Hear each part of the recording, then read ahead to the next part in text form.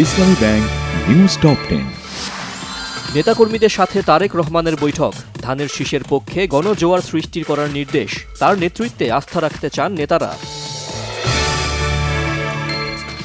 জাতির উন্নয়নে তারেক রহমানকে সহায়তা করতে সবাইকে উন্নয়নের সৈনিক হওয়ার আহ্বান আমির খসরু মাহমুদ চৌধুরীর। নির্বাচন কমিশনার মোহাম্মদ সানাউল্লাহ বলেছেন, এবারের নির্বাচন হবে লাইনচ্যুত রেলকে লাইনে এনে চালু করা।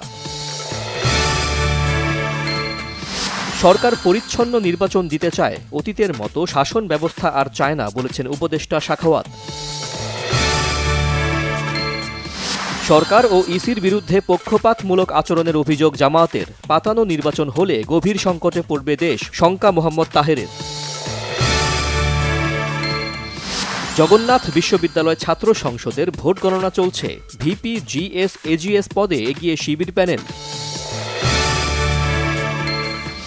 যুক্তরাষ্ট্রের ভিসা বন্ড তালিকায় বাংলাদেশ, ভিসা আবেদনের জন্য সর্বোচ্চ $15,000 পর্যন্ত জামানত দিতে হতে পারে, কার্যকর হবে 21 জানুয়ারি থেকে।